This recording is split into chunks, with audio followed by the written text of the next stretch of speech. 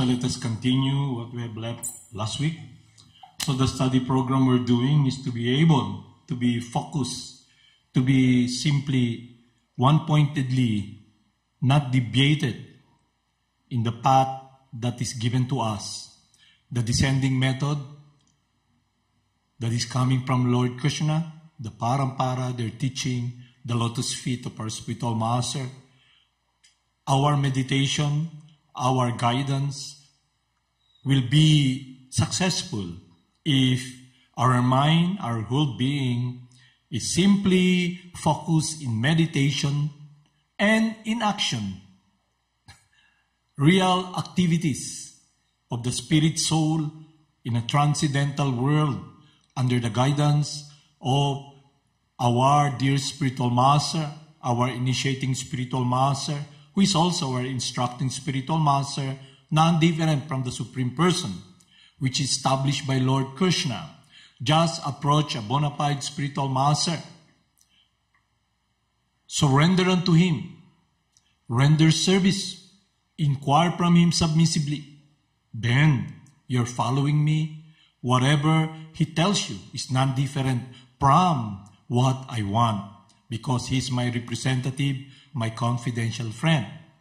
So, spiritual life is not a geographical location as what people have in mind. It is a connection between the disciple, the practitioner, who is given the opportunity to be rendering loving service to Lord Krsna under the guidance or tutelage of his confidential friend. So it's not a geographical location. It is the surrender, the submission, the attitude of rendering loving service. And it is about meditation and actual activities that is being given by the bona fide spiritual master. So we may be here in a never land, a geographical location that nobody knows. And our spiritual master will be physically in an area that is about 10,000 miles away from us. But our connection will always be there if we follow his instruction. And not only that, we begin to appreciate that the connection between us and our spiritual master is based upon loving devotional service. So when Lord Krsna tells us, if one offers me with love and devotion, a leaf, a flower, a little water, I will accept it. So our spiritual master, maybe physically we're separated. He may be in another place. But our relationship will always be connected if we follow the instruction of Lord Krsna.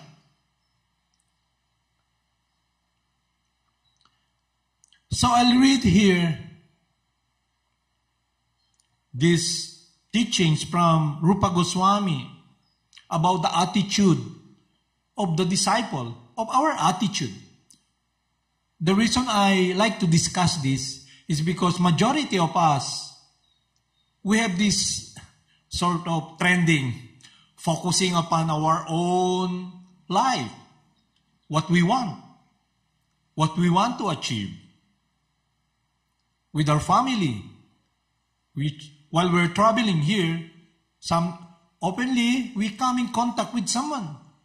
We work with someone, our husband, our wife, and we have a goal of what we like in spiritual life, of what our desire is, our anticipation which we want to achieve. It's focused upon that. And at the side, we chant. We do our own thing. And when time comes, we're in the crossroad. Because while traveling in this universe, definitely there's time constraint because our body is connected with time. And this vehicle we're using, this material energy, this field of activities we're in, will come to a stop. And it's symptomized by the body gets sick. In old age, it's so diseased. And then, it's a shock to us. When it's time that we have to leave, we have to stop our travel in this universe through the use of this body, this vehicle. And the scenario is that we're shocked. We are now confused. Not only that, our mind is so muddled because the focus is not upon that eternal love, that eternal service that is transcendental to this changing world. It's not about loving Lord Krishna and surrendering to Lord Krishna and entering that word of loving devotion by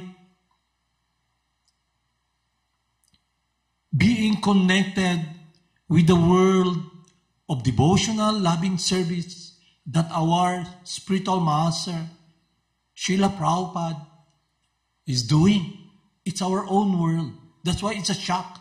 So when someone finds that, wow, there's virus in your head, you're gonna die. And the wife begins to cry, ah, why me? Why me? Why is my world coming to a stop? Huh? Why not? We're just temporary traveling. That is why we must become one-pointed in following and in meditation, in focus.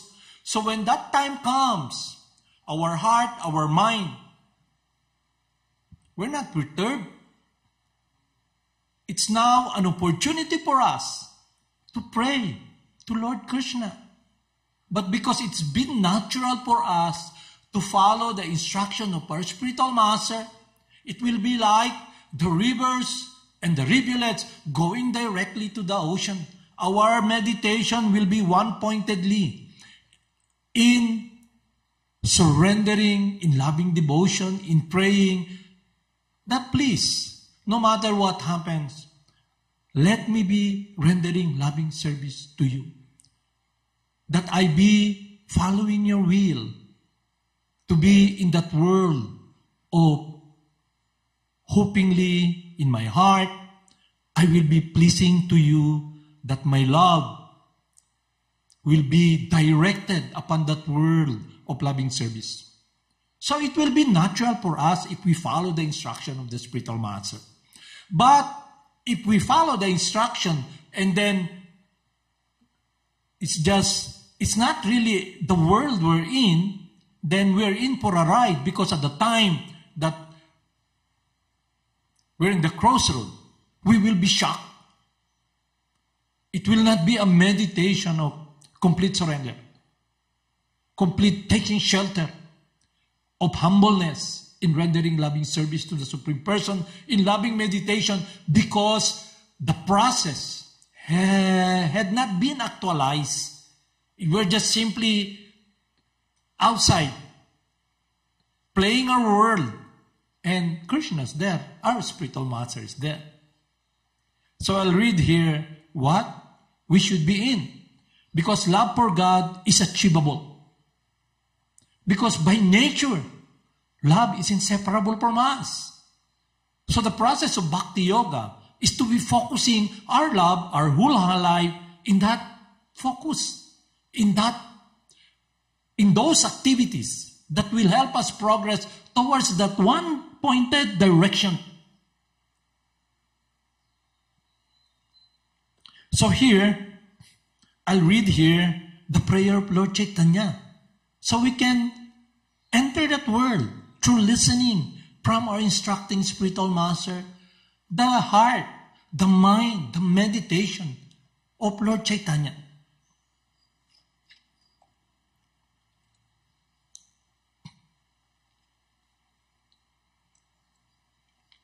I'll read this prayer of Lord Chaitanya, and also, as a reminder, I'll also read some of the prayers of the loving servants of the Supreme Person.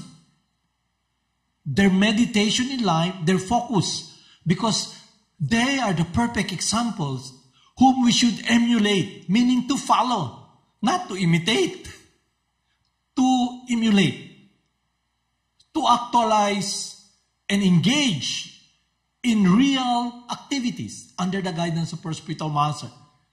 By using this vehicle, this physical body, not only that, our heart, our mind, everything, in humbly following the instruction of our spiritual master.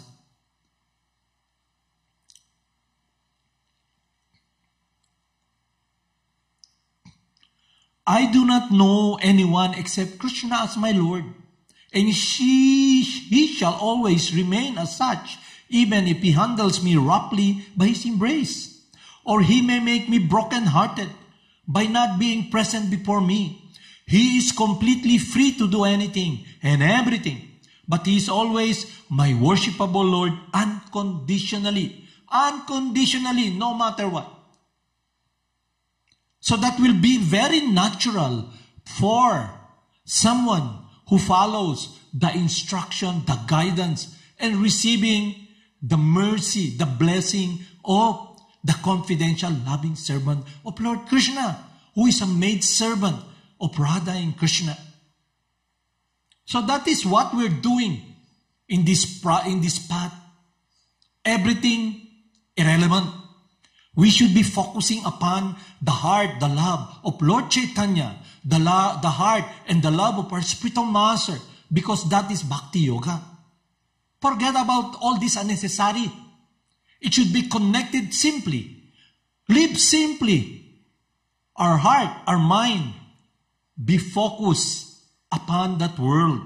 And this is the perfect example of a pure loving servant who is engaged day out, day in loving meditation in the pastimes of Lord Krishna, living simply. Our time should be focused upon that world. When Lord Krishna met the florist, and the florist offered a garland to him, the florist just expressed his heart, his prayer, his love to Lord Krishna. You know, it's the same prayer as Lord Chaitanya. The florist begged from the Lord that he might remain his eternal servant. He begged, please let me be your eternal servant. He does not make a deal with Krishna. He just simply, please. He does not negotiate like a businessman. Because he's so humble, he understands clearly, Lord Krishna is self-sufficient. He does not need my service. All the things that's here in my temporary possession, it does belong to him eternally. And not only that, he is the complete whole. Everything animate or inanimate comes from him. So our security should not be based upon what is temporary within our possession. From the point of view, you may be very wealthy. You know, you may have billions of dollars. And this person may have, you know, just his body, very limited material resources. But what will be the connection? The connection is the humbleness of the person. Wherein the prayer of Lord Chaitanya, that Lord Krishna will be praying that you will be my Lord unconditionally, no matter what happens. While in the process of engaging in activities in the service of Krishna, your wife may die, your husband may die, your business may fall down, but your relationship with Krishna Has nothing to do with this material happening. It is an experience of humbleness that you're very focused, just like all these devotees. And not only that, who could be wealthier than anyone else in this material world? Bali Maharaj. He owns temporarily the lower planetary system, the middle planetary system, the higher planetary system. And when Lord Krishna came to him as Lord Vamanadev and begged him as a Brahmana, what can I offer you? Bali Maharaj said to Lord Vamana. And Sukracharya, the disciple, the spiritual master, talking to his disciple, Bali Maharaj, watch out for him. He's the Supreme Personality of Godhead. Everything will be taken away from you if you allow him to have his wish. But in that purport of our instructing spiritual master, Bali Maharaj said, what's the big deal? Everything that's here in my possession definitely will be taken away from me in the course of time. So what's the big deal of giving it up? His kingdom and everything. He did not follow Sukracharya. Rather, he followed his heart, his loving connection in rendering pure loving devotional service to Lord Krishna. So when Lord Vamana asked him 3 steps of this land, the first step, the middle planetary system. Because Lord Brahmana, he stepped on the middle planetary system, and the second foot step on the higher planetary system, and there's one step. Where should I put my step? And Bali Maharaj said, my dear Lord, let the 3rd step be on my head. So when all his wealth was taken, and in that purport story of our instructing spiritual master, His Divine Grace A.C. Bhaktivedanta Swami, he's telling us that he was actually arrested and everything that he has been taken. And when when Kubera, the treasurer of heaven, wanted to give everything to him, you know his prayer? He said, I don't want anything.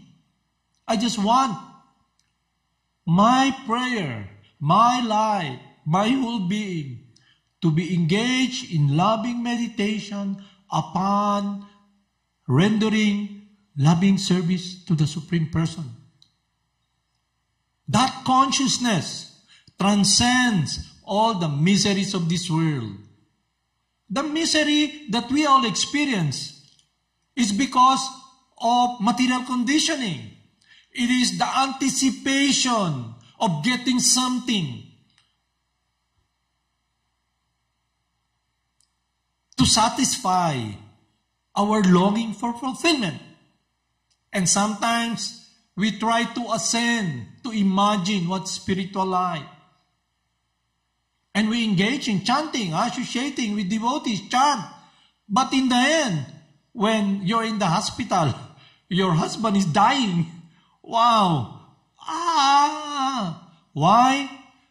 Let's retrace and look back. What are you doing during the previous? What are we doing when we look back? What focus did we do? What activities did we do? What meditation did we try to focus? It is about our own world. So we must enter that world of unconditional love. And that is achievable through their example. Loving Krsna, the Supreme Person, under the guidance of Lord Krsna Himself, the instructing spiritual master, our initiating spiritual master, the Lord from the outside, Saktabesh Avatar, an empowered living entity, the eternal associates of Lord Krsna, who sees us in the process wherein we're not really very focused one-pointedly to hear the Lord within the heart, Lord Krsna guiding us. He guides us from the outside. He gives us instruction. And the process is this descending method of hearing, of listening carefully and applying the process. So spiritual life, we should assess, where am I? Am I progressing? Or am I being dictated by my mind to achieve something in osmosis, what I think is spiritual life? We should check, do I have unconditional love for Krsna? Will I ever make a stand? For example, I'll give you an example. As a disciple, all of us here were given instruction by Srila Prabhupada. You go out and do and render service. He gives you instruction. You leave the place, separated specifically from our spiritual master. Now when we are outside, we see this material world. And Maya comes. Do this, do that. Anyway, nobody's seeing. You're enticed. Maya offers everything to take you away. Because we are now in a world where everyone is an agent of Maya, influenced by Maya. So Maya makes a move to try to take us away from that service through the influence of these people who are servants of Maya, in the form of beautiful women, in the form of people who tries to, who wants to be a billionaire, and everybody motivated with greed. And then, I want. Diba? The networkers, the business presentation. Who wants to be a billionaire? Raise your hands.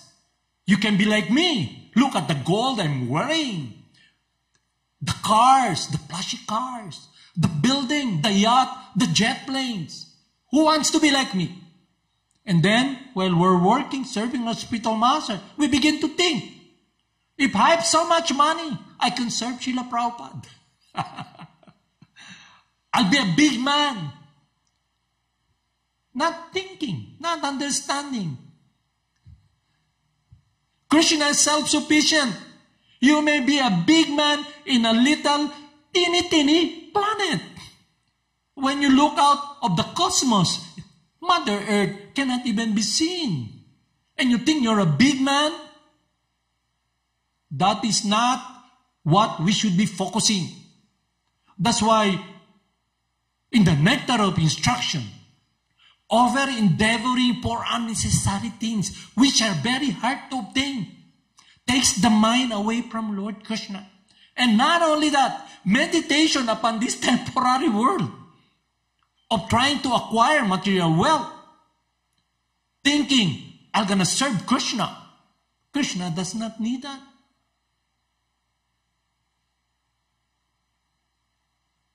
He does not need that. He's self-sufficient. The process is purifying ourselves from this material conditioning of false ego, of false lordship, that I'm self-sufficient, that Krishna needs me. No. We need Krishna.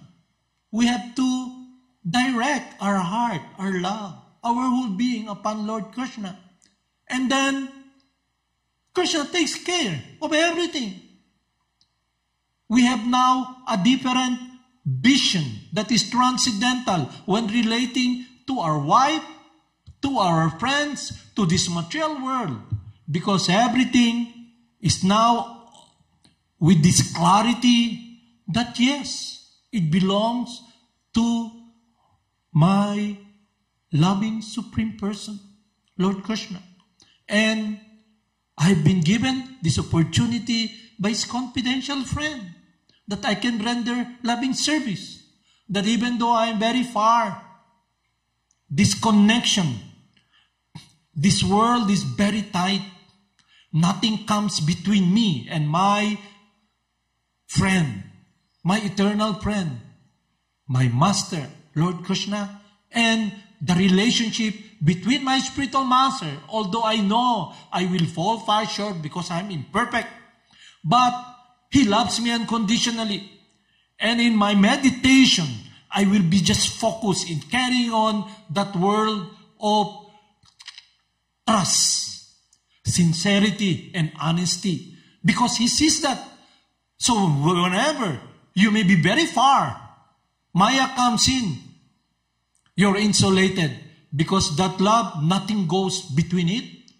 Your heart is surrendered to the lotus feet of Lord Krishna, to the desire of the spiritual master, to His love. Like here, in the material world, when you love someone, you want to give everything, you make a stand to offer your love. But in this case, we need that love because that is our natural loving eternal activity to render loving service. And when Lord Krishna comes, He shows that world of pure loving devotional service. That should be our meditation, not this temporary world. And the vision, that strength, enthusiasm comes with wisdom that is transcendental, coming from our Gurudev, coming from the Lord within the heart when we follow sincerely, because our world now will become a world of love, rendering loving service, what is pleasing to the Supreme Person. You want to love someone, you do what is pleasing to Him. That is your meditation. You may be very, very far encumbered in this body. You may have nothing. You may not be a billionaire with all these material amenities and things in your hand, temporary in your hand. You may be like, we may be likened to that spider, helping, teeny-weeny spider, helping Lord Rama cross the ocean to defeat Ravana and save Mother Sita. And Hanuman comes with this giant boulders mountain. He comes, almost step on a hindrance to his work. And he said, get away, you're disturbing. He might step on the spider. And Lord Rama said to him, no, let him do his service. He may be in a body that is very teeny-weeny, very small, but he's giving his whole life, everything that he has, in helping build this bridge so I can cross it. It is the attitude, it is the surrender. Just like when my spiritual master came last time, he was given an example. This beggar who comes to the temple really embarrassed and feeling unworthy, he comes and offers a penny. That's what she has, but she's offering everything. And this rich man comes. Then with all the offering, people carrying all the wealth that he wants to offer to Krishna, the cause of all causes. Who owns everything? He goes there, my Lord, and looks, at the beggar. Look what I'm offering you, my Lord. What's the difference? He's offering the material things. The question is his heart, his mind. And not only that, he's a rich man thinking he owns. But this old lady in surrender, we can only appreciate that when we enter the world of pure devotional service. And that is open to us in humility. The third instruction of Lord Chaitanya, feeling unworthy. One should chant the holy names of the Lord in a humble state of mind, feeling himself lower than the straw in the street, more tolerant than the tree, devoid of all sense of false prestige, and ready to offer all respects to others. She's not even feeling she's a devotee. Just like this rich man. Look what I've got, my Lord. But the question should be, it's not what you're giving, it's what you're keeping. Your attitude of ownership. Just like the attitude of the spider. Helping. Krishna is self-sufficient. Our spiritual master is self-sufficient. He knows everything. He does not need anything. He just loves us unconditionally. Just like all the great Vaishnavas. We should enter that world. So we won't be in confusion when time is up. Because those activities has been ongoing while we're traveling. It has become our life to render loving service day out, day in. Please, you pray always. Follow the process. And then the meditation will be a meditation of unconditional love. Because even though we're very far, if we offer without expecting anything in return, in humbleness to our Gurudev, Lord Krishna, He'll accept it. It is our love. He accepts our love. And He protects us. That is the mercy of our spiritual master. And not only that, if we simply render devotional loving service to our spiritual master, that is noted by Lord Krishna. And Lord Krishna protects us. So we become enthused. We become motivated. He protects us that our love for Him grows. We are given the opportunity to render loving service. He loves us unconditionally. That is the world we should be meditating. Not upon this temporary world of matter. If we can only understand, we are all blind.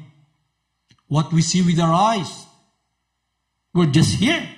I'm here sitting down. But our Gurudev speaks.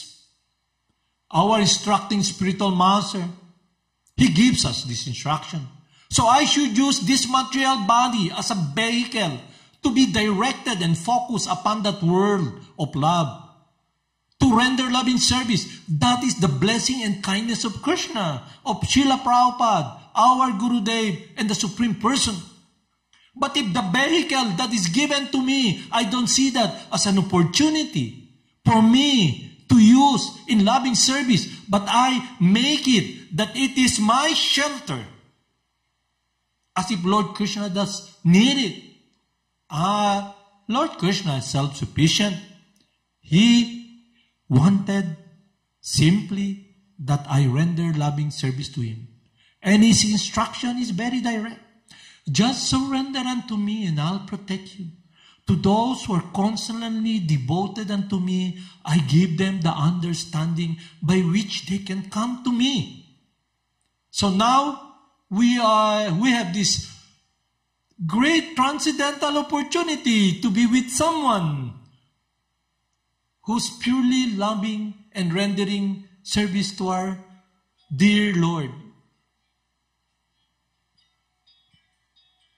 our Gurudev. So we beg, we pray, please take care of us and be directed in the world of doing what is pleasing to Lord Krishna. That my love, my heart will be in meditation upon loving service. So that is the desire of our Gurudev, of Lord Krishna. So we must fulfill that desire. So it's up to us. So now, bottom line, what direction should we be focusing? And our attitude. Will it be the world, the desire of Lord Krishna and our Gurudev, or will it be my desire, what I want in spiritual life?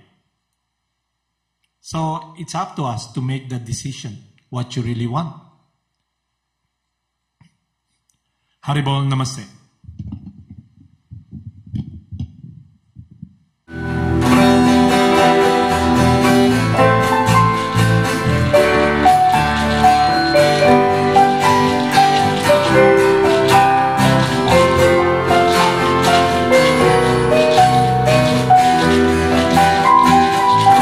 Namo Siddhaswarupananda, Paramahamsa Navine,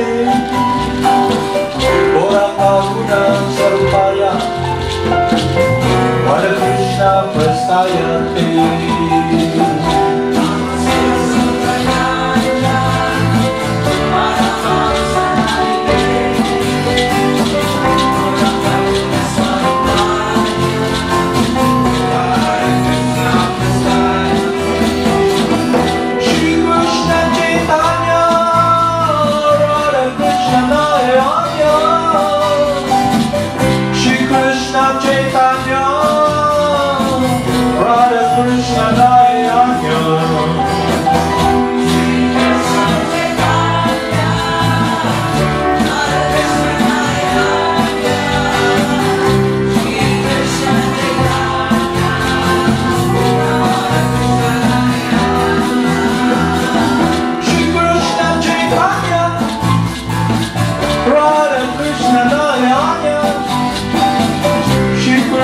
Chaitanya, Radha Krishna Dayanya.